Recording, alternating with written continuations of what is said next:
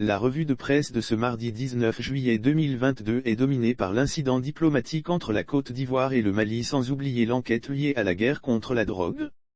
La presse ivoirienne dans sa majorité, continue de faire de l'affaire 49 soldats arrêtés au Mali ses choux gras. Selon plusieurs journaux, l'affaire évolue pour un retour à la normale. En effet, à en croire le journal Le Jour Plus, le Mali s'engage à trouver une issue heureuse avec la Côte d'Ivoire, et le quotidien L'Expression de renchérir, Bamako sollicite la médiation du Togo.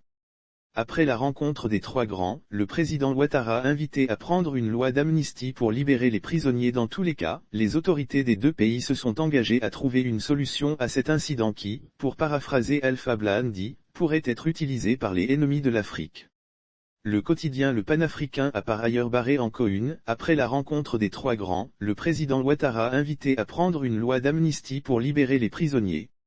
Les pics de l'Idéquatie Moïse au pouvoir. Ouattara toujours au niveau politique, le Patriote a fait savoir que 500 candidats ont été enregistrés sur l'ensemble du territoire national pour les élections des secrétaires départementaux.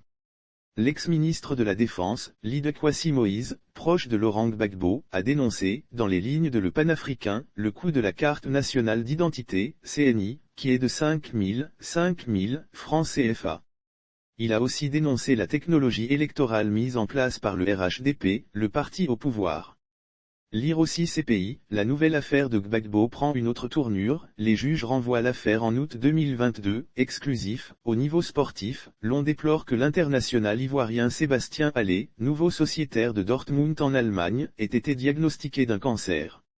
C'est le club qui l'a annoncé dans un communiqué le 18 juillet 2022. Au plan social, l'affectation en ligne des élèves de la 6e démarre le 20 juillet 2022, a annoncé Fraternité Matin, le journal pro-gouvernemental.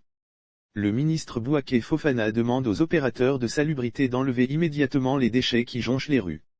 Journée ville morte ce mardi 19 juillet 2022. Le journal Dernière Heure est revenu sur les raisons évoquées par Pulchéri Gebalé qui a lancé l'opération Ville morte, ce 19 juillet 2022. Selon le journal Soir Info, le président de la République Alassane Ouattara a demandé au juge en charge de l'enquête sur la drogue d'accélérer les choses.